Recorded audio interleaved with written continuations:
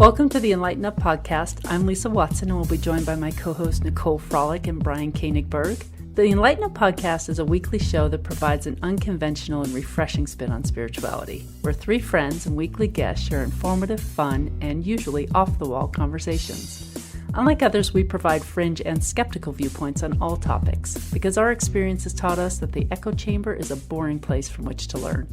So regardless of where you are in your spiritual journey, we can promise you're going to find a place to fit in here. So we invite you to grab a drink and listen in on our casual, entertaining, and hopefully enlightening conversation. And enLIGHTenUP is a self-funded podcast, so if you would like to help us to continue to be able to produce, enhance, and expand the show for our audience, then please send your support using the link in the show notes, or go to our website, enlightenup.us, and check out our merchandise shop, where you can purchase merchandise that will allow you to express some spiritual humor. You may also show your support by leaving us a review on iTunes and following us on Facebook, Instagram, Twitter, and YouTube. Thank you all so much for listening and supporting us, and now let's jump right into the episode. Hey everyone, welcome back to the enLIGHTenUP podcast with Lisa, Brian, and myself. We are joined today by a returning guest, Jason Layton, who is a metaphysicist, author, hypnotherapist, and he's the creator of the Soul's Dream course. Jason, welcome back to the show. How are you doing today? I'm doing amazing. Thanks for having me back. I'm honored. It's so good to be back with you guys. It's been a while. You're always a pleasure to have on. You had such a wealth of knowledge to share with us last time. So many things to talk about. Yeah. All the different cycles and everything like that. And just before we started the show, we were just kind of touching on the idea of the human body and who we are and energy, because, one of the things we've had Eric Rains on the show and we've talked about this a little bit, and he does a great job of going into the body, but also discussing the energy and this idea of, when we kind of start on the spiritual path, or you kind of really delve deep into it, you really get into the metaphysics part. You really get into the spiritual aspects, the energy. And sometimes you forget you're a physical being as well. And there are things that need to happen on the physical level.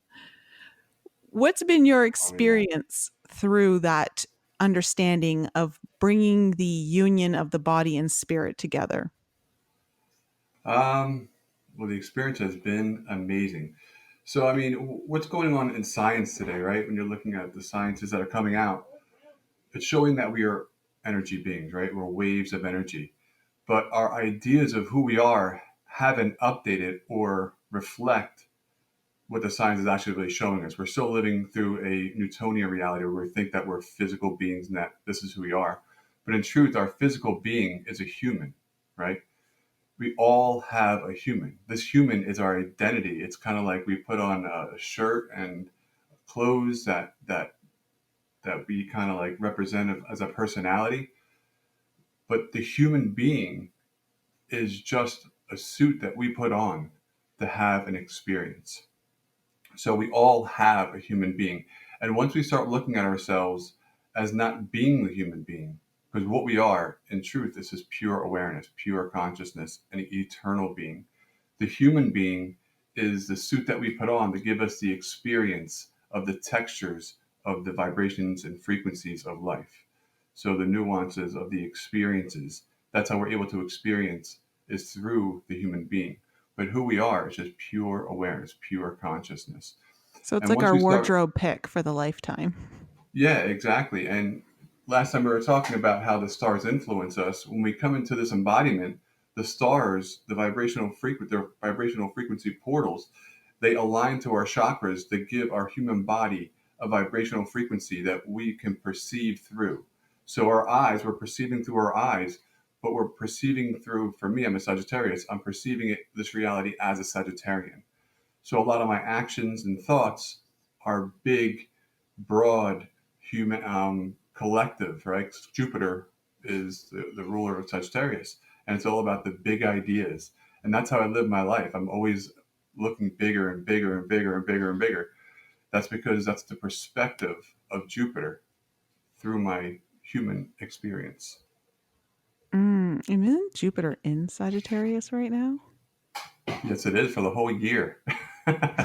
That's like, it's been a great year for me. It's been a building year. Like this whole entire year, I've just been building and building and building. So I have the nonprofit. I've been working on that. I've been working on my solo stuff with Layton.com, and then doing collaborations with people. It's been an incredible, incredible year for me.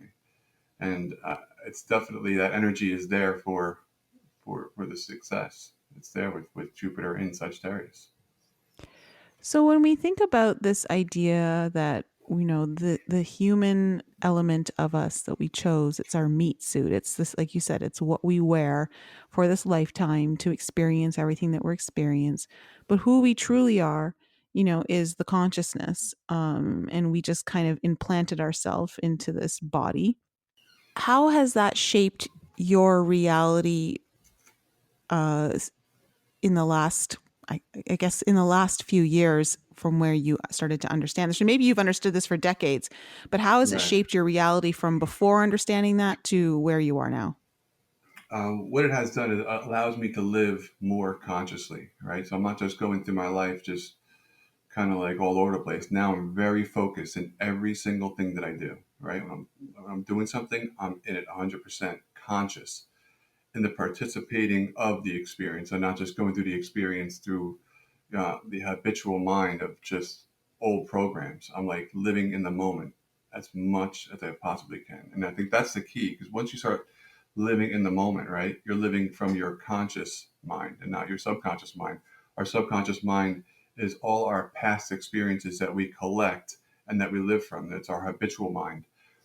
And most people live from their habitual mind. I mean, we're programmed from the time we're a child all the way through our whole entire life. And it's the first 7 years of our life that we're the most programmed, because we're in that theta state.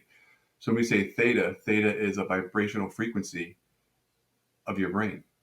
And in that frequency, you're able to absorb so much information. That's why kids can learn so many languages when they're like young.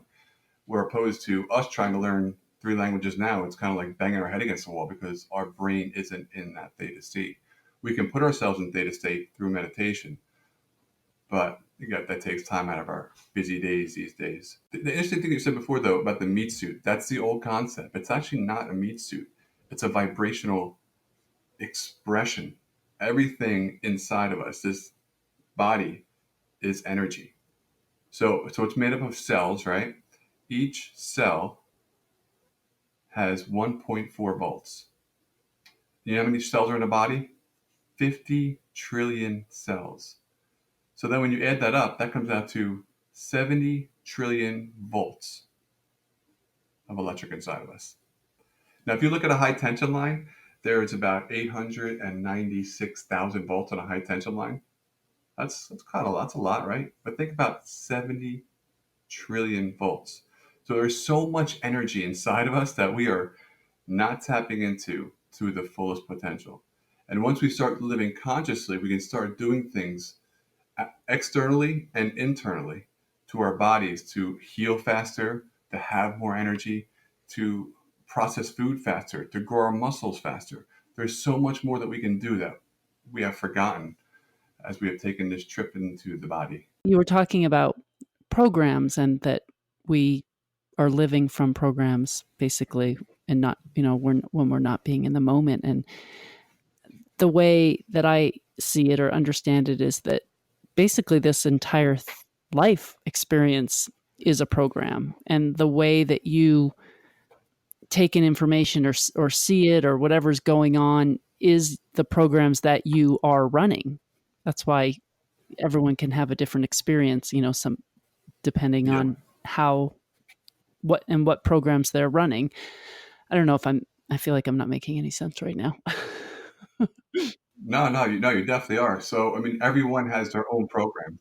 I guess I've really been honing in on that and understanding that everything is a program that I'm running. And when I'm not feeling right about something, or I feel a certain emotion from it, certain feelings, I just stop and I'm like, okay, this is just a program that I'm running. It's just a story. And I have the power to look at this completely differently and choose another program.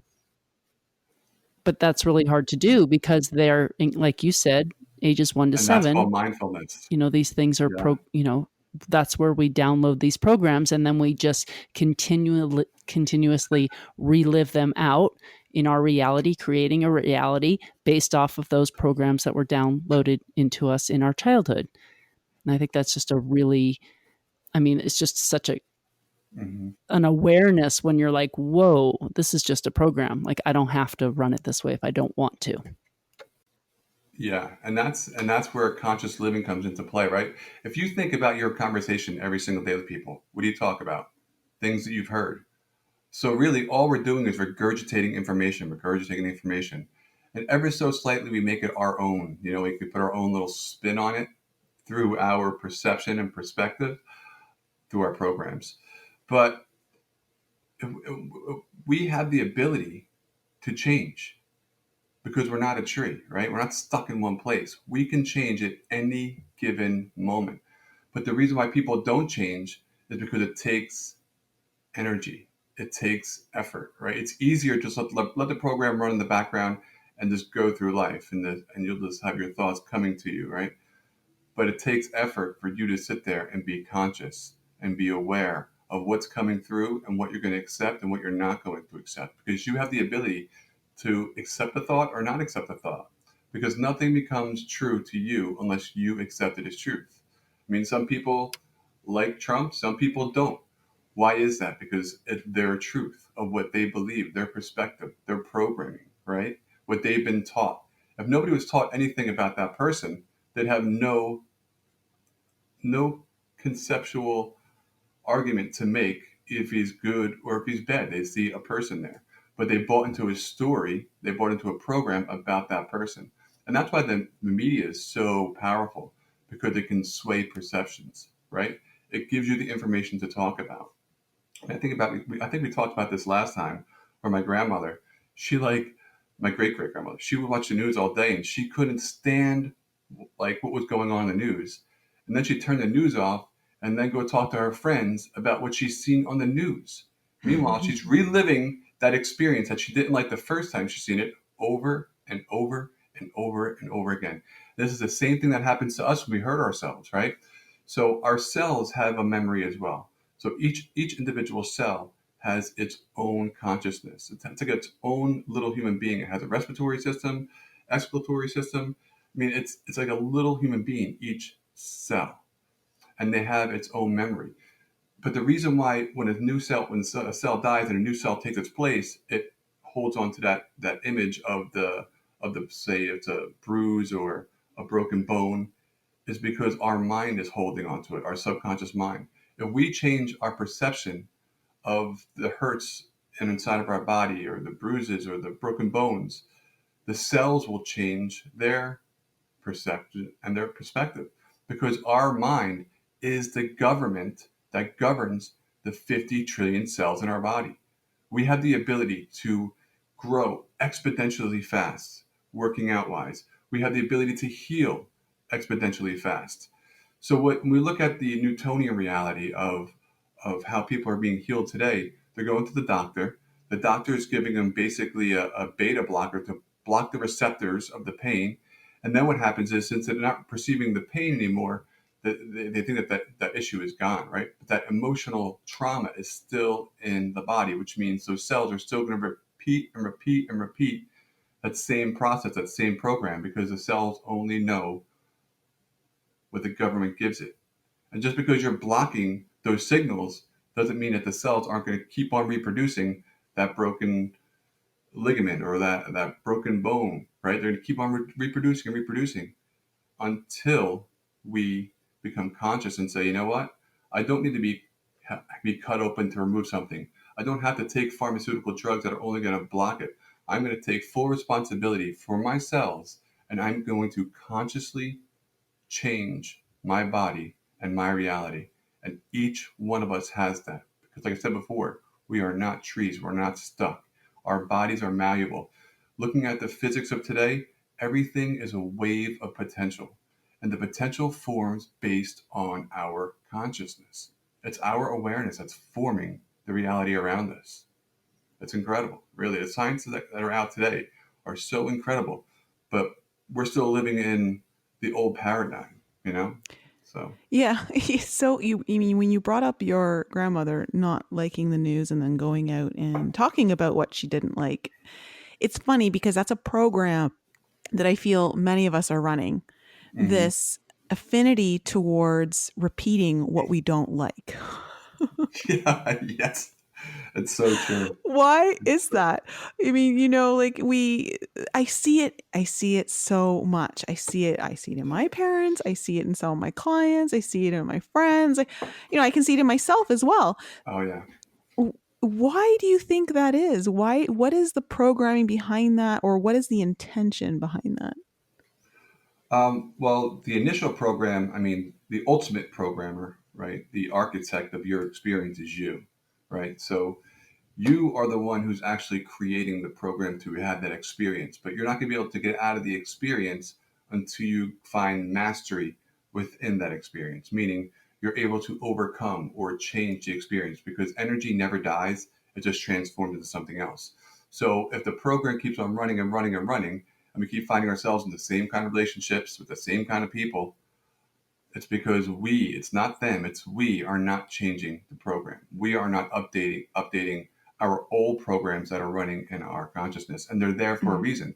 They're there to give us the ability to master an experience, right? So when we're talking about experience, we're talking about a vibrational frequency that, someone call light. If you look at light or colors or sound, it's all vibrational frequencies, but it's us holding on to these through that program. And we have to, if we don't want it, have to change it. We have to change it. We have to change it. We have to stop doing that. Stop, hmm having that awareness like, "Oh, wow, I do that too." Because it's not just about what you Yeah. saw on the news or what you didn't like. It's like about your day, like, "Oh my gosh, I was stuck in traffic today," or, I went to the store and the clerk was so rude to me, or my friend did this or someone did that. Like we're constantly regurgitating the things in our life that we don't like instead of keeping our focus on the good things that happened in our day and only talking about those things and bringing more of that Yeah. reality into our lives. Well, Yeah. and I think that's a really simplistic way of putting it. You're absolutely right. But I think you can take it a step further and take it to the next level because you don't want to be in that frame of like, well, I'm just going to put my head in the sand and pretend it doesn't exist, right? Which I know you don't do. But like there's this element of like, okay, like you were saying, Jason, like how do I change this? Because we can take this structure, like for instance, we'll just use like okay, for instance, say things just are happening to you and you don't like it and you find yourself telling every Tom, Dick, and Harry out there about everything that's gone wrong in your day, and you keep repeating it. You repeat it to Tom, you repeat it to Dick, you repeat it to Harry, and now you've repeated it 3 times and you're probably about to like repeat it now to Sally. You're constantly putting energy into it. hmm But there's this idea like, well, if I just don't give it any energy, then it dies. But I don't think that's fully it because you have some subconscious programming there. I think that's part of it. You don't want to feed that kind of energy in, but then how do you, like you said, shift the energy and start maybe talking about it in a different way, which is, like you said, flipping the perception of it, perhaps seeing it as a lesson and taking all of the good stuff that's coming out of that for you to shift Yeah. how that's affecting you. And take responsibility for it, I think is the important part Yeah. is saying, this is my program. The guy at the store was a Yes. jerk to me. I brought that into my reality. It has nothing to do with him. Or, I experienced some road rage today. Like what am I doing to bring this into my reality? This is just a program. And I think calling it out with that awareness is the beginning of ending those programs. And that's the hardest Yeah. thing to do, especially for a regular person like myself, or you were trying to have that conversation with our niece to to try to tell somebody, hey, you're bringing this upon yourself. That's a mind fuck. No, it definitely is. Yes. Because when you tell somebody that, right, they don't have the reference inside of their programs to understand what you're saying. Right? So I'd say the first step would be when something bad is happening. I'm not saying turn away from it, but focus on what's the best possible outcome, right? When something is happening, what's the best possible outcome? Like, what can I take from this that can be of a benefit for my experience, for my growth? And then just starting there every single day. And then the next thing would be meditate. I mean, if you really want to take control of the energy around you, it's meditation. And what we're talking about is taking control of your life. Because essentially, you are the one who has full control of where you put your attention. Your attention is the energy that you are. Where your attention goes, energy flows, and it's your energy that's flowing in that direction. Because we have been, we talked about it last time about the programming and the descension process and how the whole collective consciousness has transcended down into the depths of unconsciousness, because we all took this journey together because we wanted to master vibration. And now we're just starting to wake up. But what that means when we wake up is we have to take the power. We have to take our own power and be conscious of where we're directing our energy. When we're talking about this idea of coming back in to, taking control. So understanding, like you said, what's the best possible outcome here, looking at the positives and knowing that you can exercise as much control as you can. Of course, there's a part where you just have to surrender to the process. There's certain things that are out of your control. But like, traveling home to Canada last week and being at the airport, on my way to the airport, everything was fine. I got there, although there seemed to be like I was in a line that was always longer than the next and the next. I thought, oh my gosh, I had a lot of time to get to my flight, but I thought, oh, like I'm going to miss my flight. And then of course my flight gets delayed over about an hour. And I had about an hour and 30-minute connection on my next leg. So I was like, oh my goodness, am I going to like miss my connection? And I said, no, I'm not going to miss my connection. And if I do, then I guess I do. But wait, what can I do right now to make sure that, or like, take every step I can to ensure that I might not miss my connection. And I, usually like, sometimes we just get in those modes where we become accepting of just, this is what's happening, so this is how I'm going to roll, and there's nothing wrong with that. But there's something somewhere you got to be or something you want to do, and it means a lot to you. You may want to take extra measures. And I knew I didn't want to sit in an airport for an extra 8 hours in Cincinnati, Ohio, and so I was like, I'm going to just ask the flight attendants, like, I'm sitting in the very back row, which means I'm going to be the last person off the plane to get to my connection. Probably not the best thing for me when I need to make that connection. And just taking like I decided to take initiative. Like, let me just ask the flight attendants if they can move me up to a closer seat. And they said, yeah, we have 2 extra seats at the front. We're going to move you up closer to when we land. And it was just like little things like that you can either succumb and say, oh, this is just the way it's going to be, or there's a level that we all have control over, and then there's levels where like these are just lessons in our creation process that we need to learn from, and until we learn the actual lesson, then it doesn't get resolved. Well, basically you're shifting the energy there too. You're taking control and you're saying, I'm going to shift this energy this way. I'm not just going to be a victim to whatever happens. So through action. Yeah. But also knowing that if it happens, it happens, but I'm going to take whatever measures I can. Exactly. And sometimes that just happens. Yeah. And I think that's the trick, because we've talked about this before, is I wasn't married to any outcome. I was like, okay, this is the outcome I'd like, but if this is the other outcome, then I guess I'll go that way. But and I think that's the detaching yourself from those outcomes can be really powerful in shifting the energy. It's surrender, basically. Yeah, most definitely. You're surrendering. Yeah, it's surrendering to the fear of the outcome. That's what it really is, because you have all these thoughts running through your mind, and it's kind of like you're surrendering to the fear, and then you're able to see clearly. And what's interesting about this, right? So when you go into a fear state, right? When you move into a fear thought, what happens when we look at it on a biological level, right, of the human suit, what happens is all the blood moves from our viscera, which is our chest, and all our organs, and it goes to our hands and feet. And it's called fight or flight, right? So you move into fight or flight. all the blood moves from the frontal cortex to the back cortex in your head. So you're shutting down your conscious thinking and you're moving into your habitual thinking, because it's a million times or 40 million times faster, right? So you want to have faster reflexes.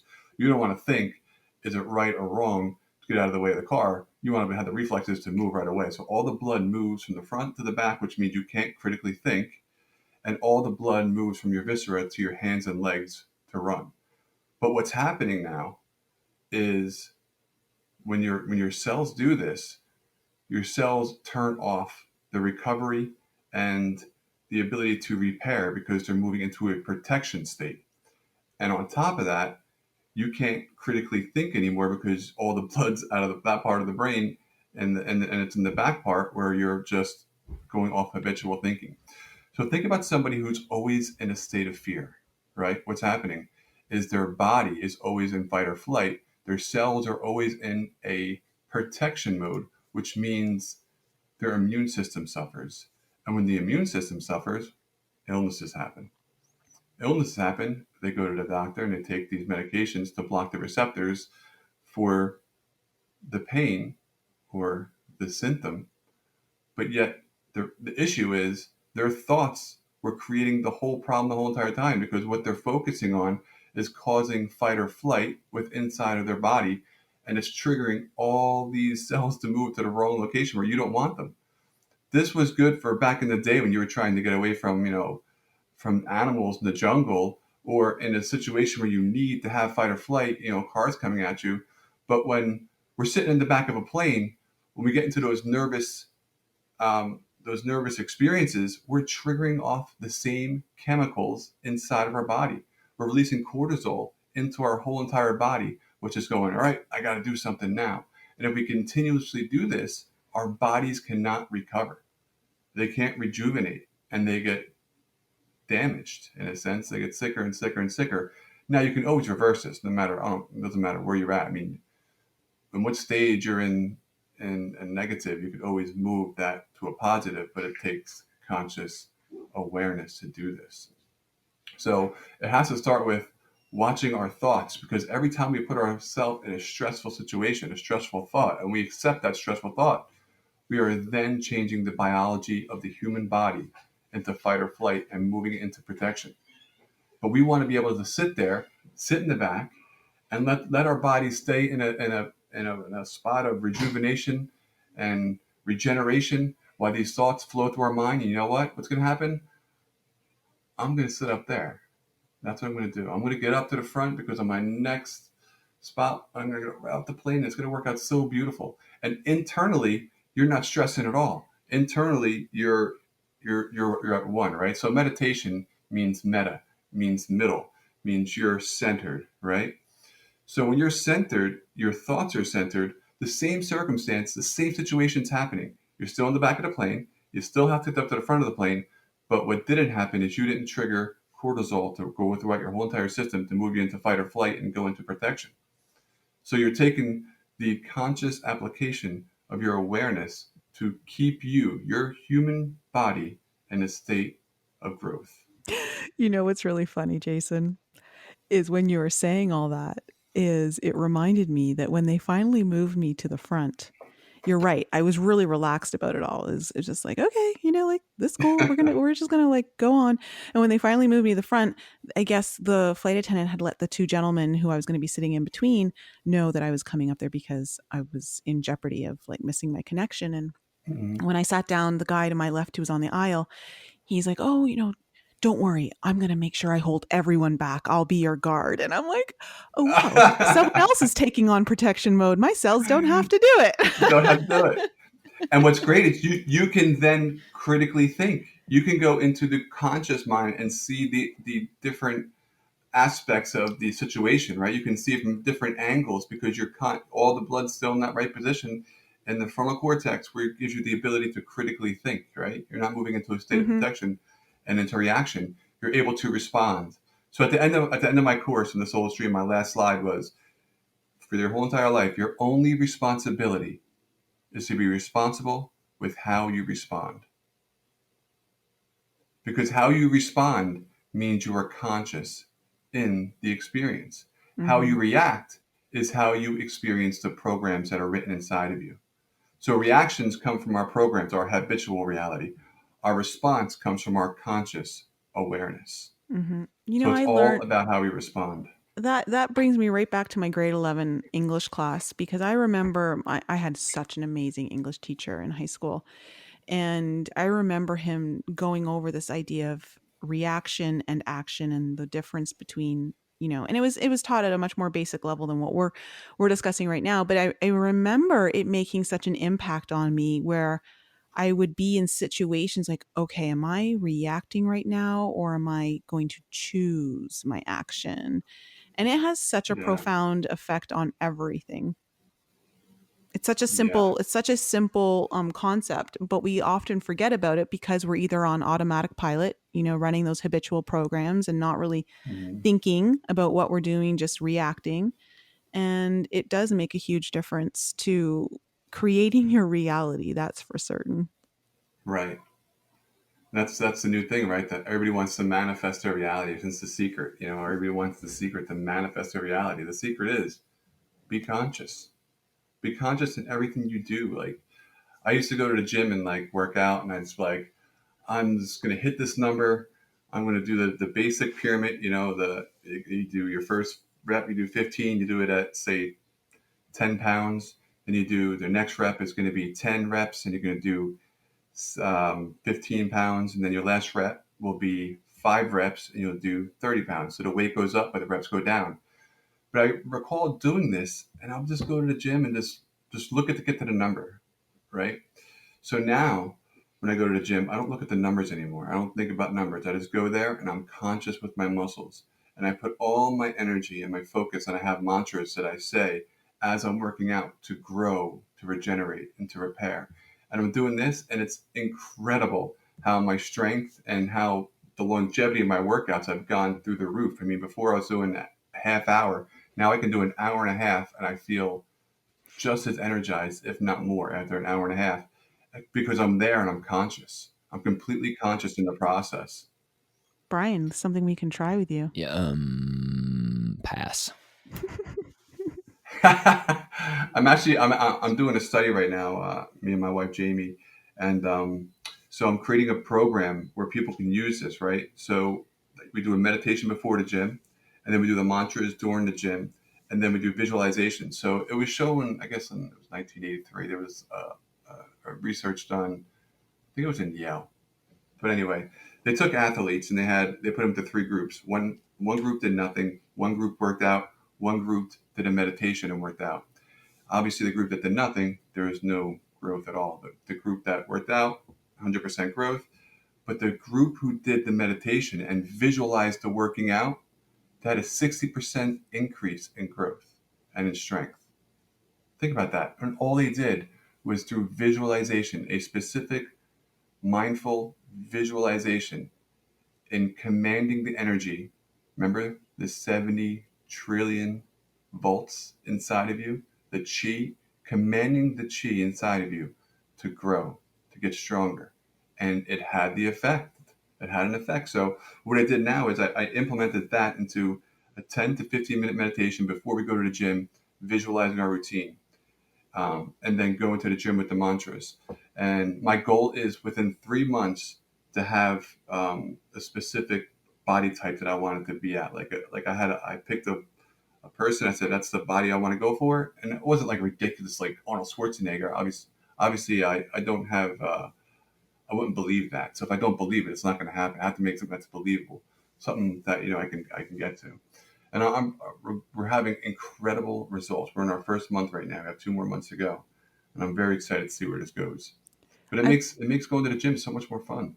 Yeah, I've always been the one thing that I've been so grateful for throughout my this lifetime is my choice to study biology, health, the body, and really understand it through my studies, whether it was in high school, university, college as a massage therapist, because I'm such a visual person and understanding, learning the anatomy and everything and how everything works, those those images are forever imprinted in my mind, and it just helps me so much when I'm trying to work with my body for self-healing, or just to be able to connect with my body, just anchoring into cells, understanding what cells look like, and how everything moves in the body. When I started studying live cell microscopy and looking at the blood cells as they're still alive and moving on the slide, but looks how it looks like in your bloodstream, Hmm. seeing that, like having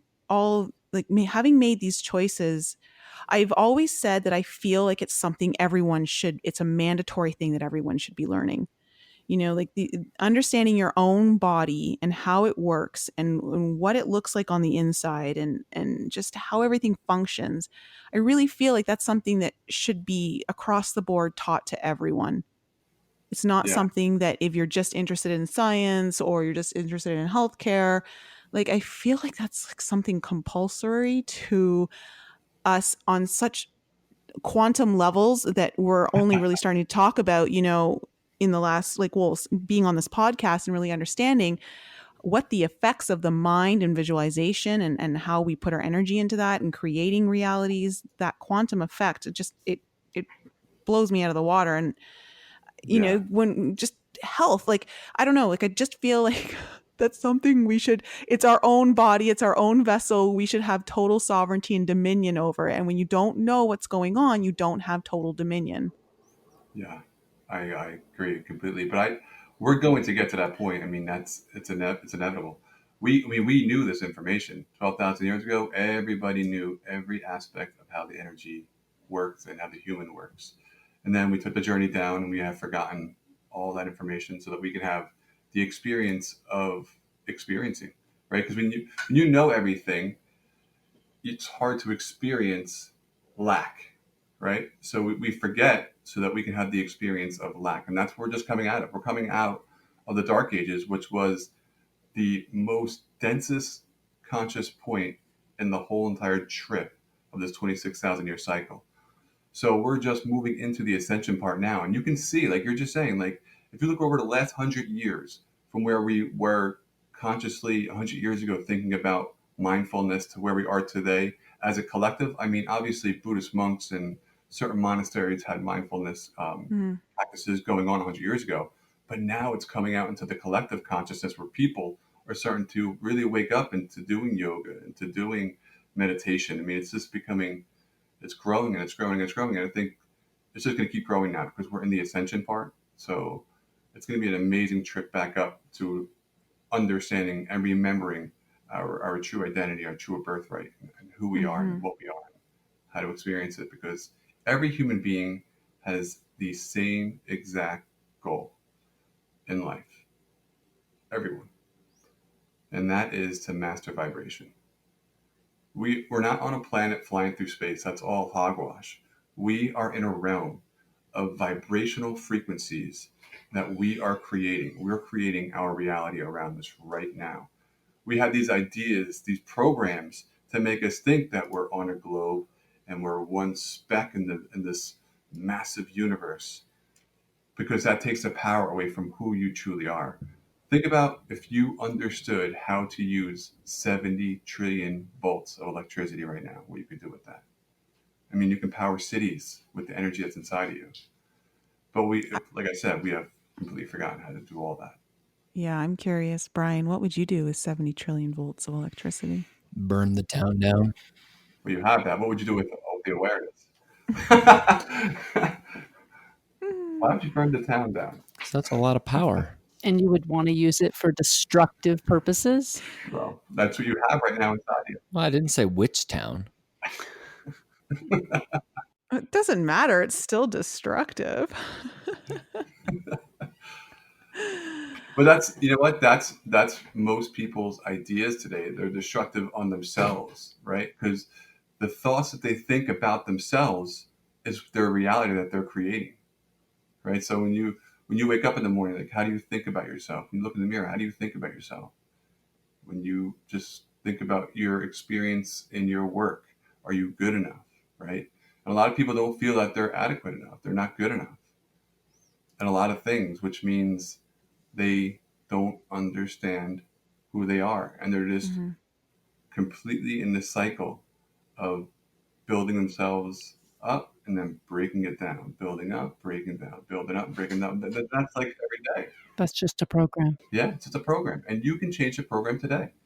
And that's why I got into hypnotherapy. I mean, hypnotherapy, all hypnotherapy is, honestly, is the hypnagogic state, and that is putting somebody into alpha and theta, which everybody goes into every single day when they're driving their car and they're like, oh, I'm here already, or right before you go into bed and right when you wake up in the morning time, you're in the alpha theta state.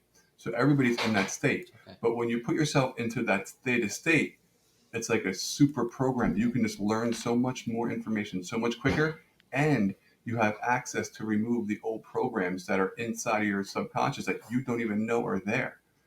And it's interesting when I work with people today, right? I do a lot of regression therapy, and regression therapy We lost you guys. works with this life. You can do past life regression, but I work with this life.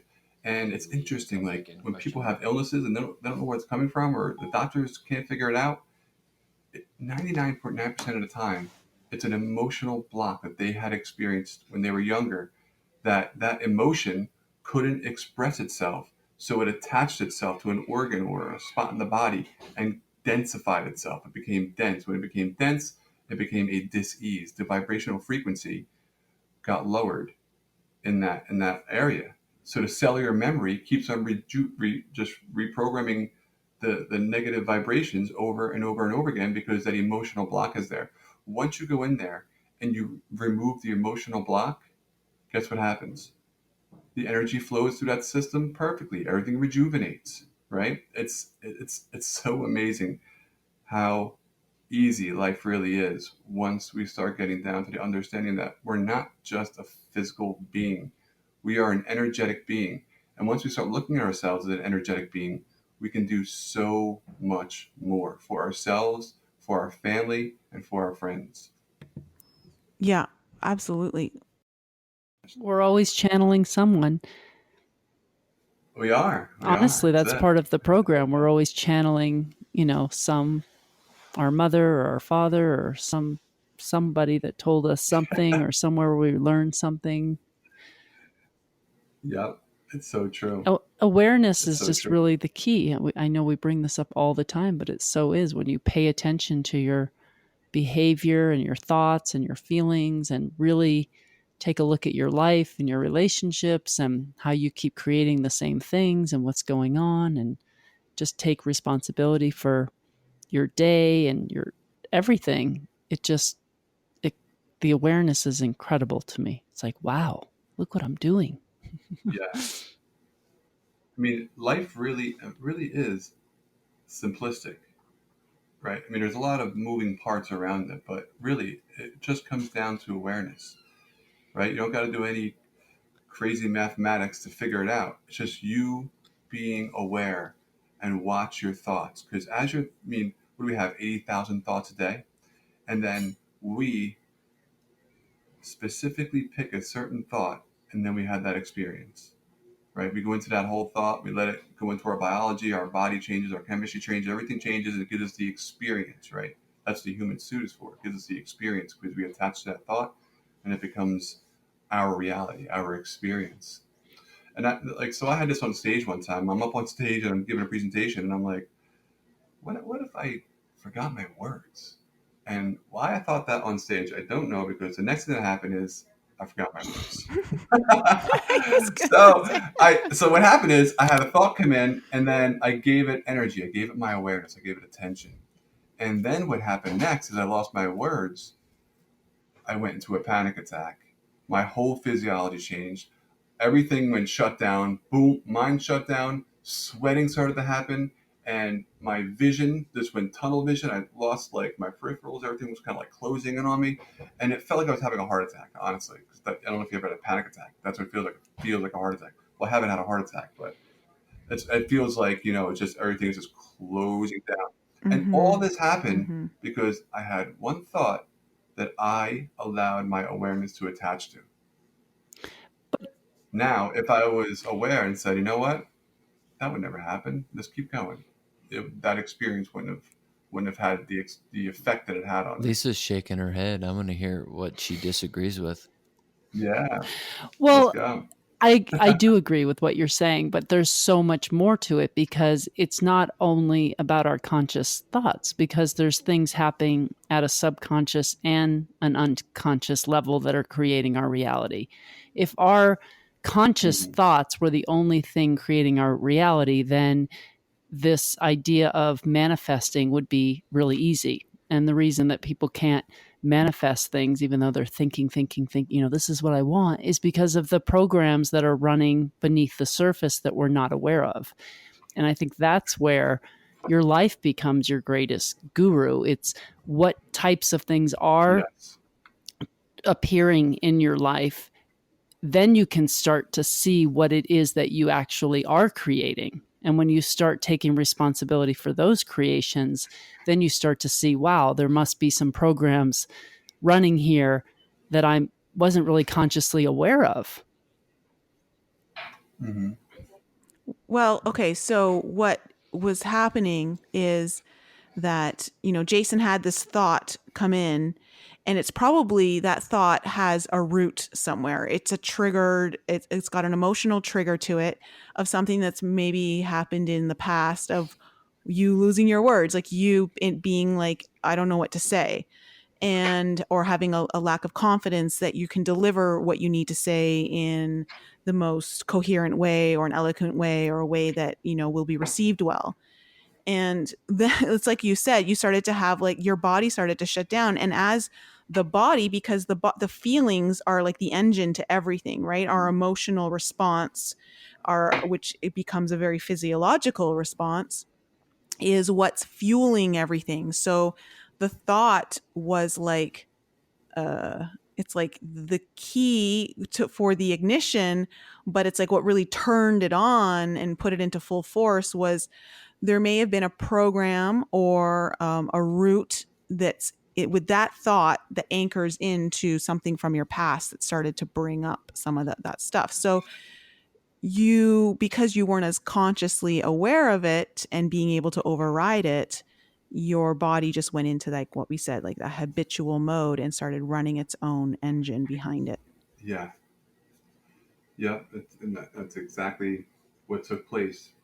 And then, Lisa, what you were saying, back to what you said before, real quick, um, about consciousness, right? So you say if we're living from our conscious mind, we'd always be able to manifest, and that's our true nature. But we have forgotten that, and that's the maturity level of a soul who has mastered this reality. Okay, so that where we are now at our age, I'm 40 years old. Uh, I should have the ability to be consciously aware of my thoughts and pick and choose consciously, which means I'd have to go through training my whole life to get to that point to where I can consciously watch and pick and choose my thoughts, right? So if you look at, like, when we're born, right, we come in as a baby, we're not conscious at all. There's no consciousness in a baby in the sense of being aware of, you know, expressions, right? It's all habitual. It's all subconscious programming from the time of conception in the womb, when the baby is growing. It's taking on all that information from the mother, from the environment, from the father. All that information's being downloaded into the subconscious mind, all the way up to about the age of 2, and then you move into the next state, right? Which, so you come in at a lower level of awareness, and then your vibrational frequencies move into theta, and then alpha, and then beta, and all those moving up. But it all happens as we get older. And where we're at now, I mean, the next step in our evolution would be gamma, right? So gamma vibrational frequencies are just, I mean, they're just, it's so vast and so fast. But we have that ability to tap into gamma now. But if we had the awareness to stay present in our day, we could easily instantaneously manifest our whole entire reality. What's happening now with our reality, though, we're manifesting it, we're creating it, but we're not creating it instantaneously. What's happening now is we go to sleep. When you go to sleep, you're actually moving into your higher self.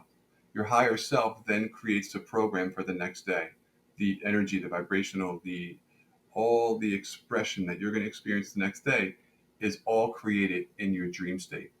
And then you come back into this reality, and the programs are then ran for that day, for that experience. And then you go through that day, and now it's up to you to be aware of your experience. Whereas what's going to happen soon, 12,000 years, we move back into the golden age, we're not going to have to go to sleep to be aware and create our day. Our higher self and our self are going to be in tune and in line, and we'll be able to manifest instantaneously all the time through our awareness. But what's happening now, since we went through the whole deception and the descension, is we have completely forgotten who we are. So we have to have this thing called sleep, where we go into our higher self. Our higher self then creates our whole day, and then we come back and we experience it the next day. So our day is actually predetermined, but it's predetermined by our higher self, who is holding the whole entire structure of the experience together. And it's through the awareness that creates mastery, through the connection of being present with your higher self. And this is how deja vu happens. So if you ever had a deja vu experience, you're like, oh, wait a second, that already happened. And deja vu is so cool. Like when it happens, it's kind of like what I do. I try to I stop whatever I'm doing, and I try to go to the next part to see what's going to happen next. And I've only been able to do it a couple of times, but deja vu is showing you that what you're experiencing has already happened. But it has already happened the night before when you were creating it with your higher self. So the goal now in this time that we're in collectively, we are a collective consciousness in this experience. The goal now is to be aware and to start being mindful of our experience and stop reacting and start responding. That's the whole goal, because we all have one goal, and it's to master vibration. When we talk about vibration, one of the easier ways for people to kind of grasp onto it is to understand like some of the emotions that resonate in certain vibrations.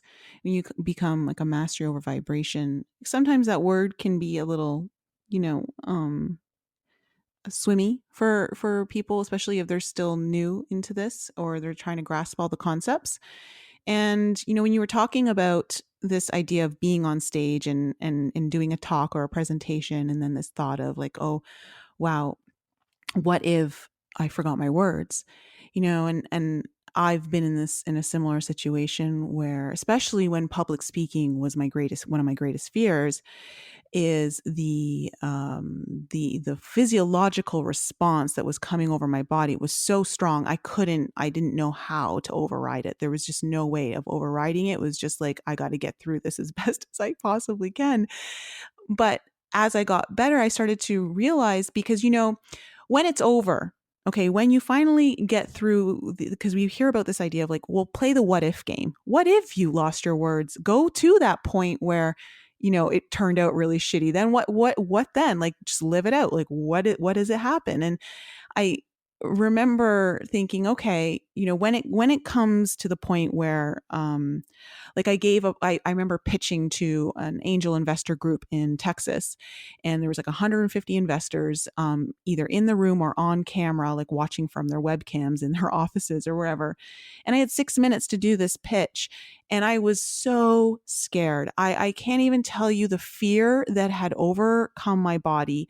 I couldn't eat for a day. I couldn't sleep. I just wanted it to be over. And at the same time, I wanted to do a really good job. And so at the end of it, when it finally happened, I was nervous as hell. I didn't do the greatest job. I did an okay job, but I knew I was capable of so much more. And when it was over, I thought to myself, well, now it's over. I can't redo it. Like I just lived it out. And I'm like, what if I had just decided to have fun with it? What if I didn't take myself so seriously? What if I just went in there with this total, like, I don't give a shit kind of attitude, in a sense of, not that I don't care what the outcome is, but again, when we talk about this idea of being attached to an outcome, I realized that what if I had so much fun, I may have blown it out of the park way beyond what I was even conceiving was possible initially for me to do. And it's this frequency of fun, because you talked about this idea of, as children, when we're younger, how we're in like the theta state, and then then the alpha, and then the or the omega, the whatever it is, right? You go down. part of that is when we're born in here, we don't have the fears and the programmings yet, or the worrying, the anxiety. It's just like joy, it's just happiness, it's just love, and if we can tap into that idea of fun energy, it's such a freeing energy. It's so powerful in how everything flows through you. Like everything speeds up, time speeds up, like just everything around the energy really speeds up. That's when we talk about vibration, understanding what emotions or memories, okay, using this idea of programming and memories, where you can root into to bring into that moment and start rewriting the programming that way through your emotions. I don't know if that made No, it sense. definitely does. And it's interesting because like when you get older, it's always about being childlike, right? Because children are so free. Like they're just the freest little spirits, right? But we still are in that same vibration. So it's not like we're out of theta, right? So our mind is still working in theta. Actually, as we're adults, our mind's in all um, six frequencies at the same time. It's all kind of moving around. It's not all just theta or all just beta or all just alpha. It's kind of like our mind's actually moving around in different states. But that theta is available to us all the time. And theta is the veil. It removes the veil. And that's why kids, when they're playing with their imaginary friends, right, they're visualizing and experiencing their imaginary friend there. And the thing is that's there is a veil that we can't see through. And then once we get into this beta state, in this higher thinking state, we completely remove ourselves from the veil and we cannot penetrate through it. And that's why people think that people who channel are, like, oh, that's just nonsense. But it's not. Everybody is channeling. Like Lisa was saying before, everybody channels. And it's just our God given right to channel. It's our God given right to be in the imagination state. But when we take on all this extra thinking and we think our way out of thinking by thinking more, it just crashes us down. And that's what, like, so back to like the problem with the stress is when you're thinking about stress, all the blood goes from the front of your head to the back of your head. It's like you were saying you were having this 6-minute interview. You were so scared about this interview. What would your body do? It removed all the blood from the front of your head right to the back. But if you were in there cool, calm, cool, and collected and didn't give a shit, you were like, I am who I am, and I'm just going to do what I do. And it would have just been so freeing. And that's why kids are so genuine, because they don't think. They just let it go. They let it be. And we have that ability now to do that. We can do that today. We can just let go and stop thinking so much. Just let the information flow through me. I find that like when I do like interviews, like I used to like prepare, uh, or like when I go up on stage and give a presentation, I would prepare and read it over. I'd always screw those up. And then when I just let go and I said, you know what, I'm just going to do it. Just go up there. I know what I have to talk about. I have that. I'm not going to practice something. Just rock and roll with it. I always like just flows right through me. It's easy. It's effortless. But when I have to think about what I have to say, I always screw it up. Always screw it up. Mm-hmm. So it's about letting the thoughts stop and letting that flow of energy just to flow through us, because the universe, the higher self, is always going to give you the perfect words, the perfect moment. Like today, before we had you sent me a message saying, hey, you want to hop on today? I'm like, what do I think? What are we going to talk about? I'm like, you know what? I don't know. Whatever flows, whatever happens, happens. And you're like, what do you want to talk about? I'm like, let's talk about this, Just let it go. Whatever flows, just flows. It's just so much more natural that way, opposed to, having a script, I would say. Yeah, keep it casual. Keep it casual. It's the best. But keep our lives casual. Mm-hmm. Keep everything that we do. We can keep our whole entire life casual and be aware of what's coming in and what we attach our attention to. That's mastery. That is true mastery. And that's going to get us to the ability to get to where we can instantaneously manifest. I mean, I think we're still a few millennia away from that, but as a collective consciousness. But I think we're moving in the right direction. Like I had an experience 2 weeks ago. Actually a month ago now. My Dodge Durango is 4 years old, and the transmission went on it, and it was like 4 months out of warranty. And the guy's like, "Oh, you know what? We can fix it. We'll take care of it for you." I'm like, "Oh, that's awesome." And he called me back. He's like, all right, we can't fix it. It's way too big of a problem. It's going to cost $4,000. I'm like, okay, that's a lot of money that I do not have right now. I had allocated for something else. So I was like, all right. I'm like, you know what? I'm just going to let it go. This is definitely going to work out. So I just stayed persistent with allowing the energy to flow through me and not let the stress come in and take over my critical thinking. And I just was calm throughout the whole entire process. And I spoke to other people, and before I knew it, they were taking care of the whole bill. I mean, it took them a month and 2 weeks to get it finished, but they paid for everything. It was great. Now, the outcome was they were going to pay for anything anyway, right? That because it's all predetermined. But how I experienced the experience is not predetermined. Now, I could have got all stressed out, got myself worried, sick. Get it? Worried, sick. I worry so much that I shut my immune down. I get sick over a situation. And what am I doing to anybody? Nothing. I'm doing it all to myself, bringing myself down. And that's what we're doing all the time when we think about other people and what they should be doing or what's wrong with somebody else. It has nothing to do with them. You're taking your energy and directing it to a stressful location where you're changing your own physiology, your own experience inside of you is changing. So when I look at people now, like, and have BS, belief system, right? Their own belief system, I'll let them rock and roll with it. I'm like, they're great where they are. Like my son was having like an emotional episode. He was just going through this whole entire thing, and my wife's like, "Oh, we got to do something." I'm like, listen, it's gonna work out. It's all good. It's his human experience. It's his experience. We don't have to make that stress our experience. We have to be able to be centered to be able to guide him through those emotions. If you get emotional with somebody that's emotional, nobody's winning. You can't win. It's just it's button heads. Someone has to stay centered, and that's every one of us. That's our own responsibility to be responsible for. I think you hit on something that is it's a key that if everyone were to hold on to and have at the forefront of their mind at all times when they start to react, this idea of just, okay, how do I want to experience this right now? Whatever the layout of the land is, of what is being presented to you, this idea of being able to choose how you're going to experience it. You may not be able to change certain things, but like you said, you get to change how you choose to experience that. And the experience is exactly why we're all Yeah. here. And how you experience the experience today is going to change tomorrow. So when we have these experiences and we react, we didn't master that experience. Guess what? That experience is going to come back to us until we can respond. And then once we respond, we're conscious of it. So when it happens again, we're not reacting. And that's the purpose of all of the experiences that we're going through. They're going to keep on happening and happening and happening habitually until we start responding to them. And once we respond, the universe goes, oh, okay, we're done with that. Let's move on to this. You can have more responsibility. You can have more of this, opposed to having less and less and less. Every day is a new day. Like we look at life as one life, but it's not. Every single day is a new day. Your cells grow every single day.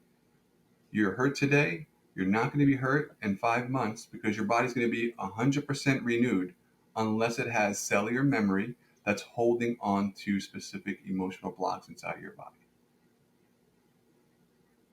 That's it. Here. I agree. Yeah. And it's like when we talk about the programs, it's exactly how you override them. Or should I say overwrite them? Oh yeah, exactly. So that you create the programs you want to be living out. Yeah. For your experience. Well, I'm so glad that you came on the show today, Jason. This was a really great conversation. I think it's a good reminder. We touched on a lot of things that, various points that we've spoken about on different episodes, but having them all come into one. And I think it's so important, even for myself.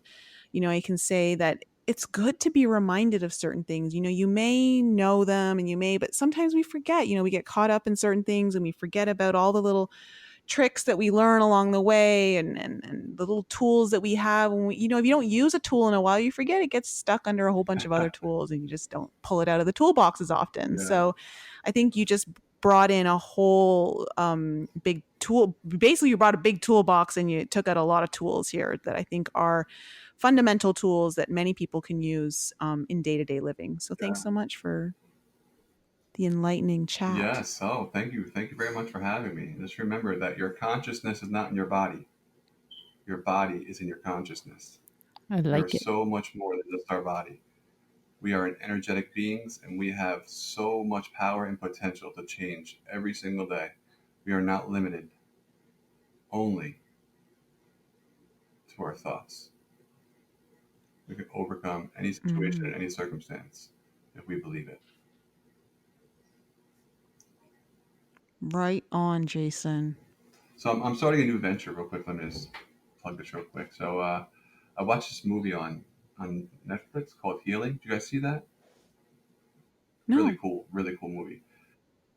It's Netflix, yeah. It's called Healing. It's got Bruce Lipton, Greg Braden, Joe Dispenza. Really good. Oh. Yeah. Definitely check it out. So I do a lot of similar work to like with the regression stuff, and it was interesting because there was a lot of people on there who said that they didn't have, the alternative medicine is not cheap. To go to a holistic doctor is not cheap, and a lot of people can't afford that, right? So I was thinking, I have this nonprofit organization. What I'm going to do is I'm creating this thing called activation healing. And what activation healing is I'm going to help people activate their healing. I'm not going to heal them. I'm going to show them how they can heal themselves. So I'll help them go in there and remove the emotional traumas, the emotional blocks inside of them. But they'll have to do the work every single day with the meditations and the continual application of awareness on themselves to improve it. And I think the beautiful thing about this is once somebody does this, they understand how to heal themselves. They can help other people heal. And if something happens in the future, they don't need a healer. They can heal themselves because they'll know how to do it. And I'm going to do this for donations. So I'm going to do it through the Master's Octave, and it's going to be all on donation based. So I'll have my jlayton.com, and that'll be for people who want inspiration and touch for the higher self. That's going to be all paid for because that's like extra. But I was like, people who are suffering in the world should not be suffering because they can't afford a certain number. So I'm going to make it available to people who give what they can and give to the Masters Octave, which is a nonprofit organization. And because we're here to serve humanity, right? I mean, a lot of the world today is really here to serve themselves, but in all actuality, everybody is here to serve humanity because humanity is one consciousness. If you look at the whole collective, it's really one consciousness moving. We're all one, right? Oneness. So I think it's for me, it's necessary to really help as many humans that I can. And I like that. So you're basically giving people a template. You're not going to go in and do the healing for them, but you're going to give them the template that they'll be able to use over and over through consistency. Yeah. So I'll help them go in there and remove the initial emotional blocks they have. And then once they see how to do that, they can then do that in the future. But yes, that's essentially what I'm going to do. Cool. Yeah, pretty excited about it. Well, I love that. So anyone in our audience, if they wanted to try out this template and get the activation, how do they get in touch with you? jlayton.com, JAYLAYTON.com. And then my course, thesoulsdream.com. That's 100% free. If you want to understand the reality that we're in, I dive very deep in that course. And then themastersoctave.org. That's the nonprofit. So you can get me at any one of those locations. The program I'm still working on, so it's not 100% up yet. I got to get all the protocols in place and the terms and conditions, all that good stuff. But I should have that out, I'm thinking December. I'll be right. Oh, good. Well, we'll have you back on in December then when you're up and running with it. Oh, well, thanks so much, Jason. Sounds like you're doing good work. You're always moving and shaking and you're always building, which I love. Yes. It's great to see. It's great to see you moving forward and doing it in such a service to everyone. So thank you so much. Thank you. Thank you guys for having me on. It was a pleasure. Yeah, thanks for being on. All right, everyone. Thanks again for joining us this week. If you want to get in contact with Jason, we're going to leave all of his information in the show notes. Do check out his course, The Soul's Dream. It's fantastic. It's free. And there's a lot of information in there that will help you understand the reality at a much deeper level. All right, everyone. We love you so much. We'll be back with you again next time. Bye. Thank you all for joining our show. We appreciate you tuning in and supporting us. If any of you have any questions you would like answered on the show or any guests that you would like to hear on our show, please email that information to us at info@enlightenup.us or send us a voice message using the Anchor app. There's a super cool feature on there that allows you to send us a message or ask us a question with a touch of a button right from the app. And please continue to support us by following us on Facebook, Instagram, Twitter, and YouTube. And if you haven't checked out Nicole's channel on YouTube yet, head on over there for some more insight from her, or you can visit her website, inflexibleme.com, where you can book a personal coaching session or a tarot reading, watch some of her most informative videos, or you can sign up for her newsletter. And if you're interested in some light language healing, head to my YouTube channel, Lisa Loves Love, or send me an email to lisa@lisaloveslove.com to inquire about your own personal reading. Thank you again for joining us and supporting us, and we'll be back with you all next week.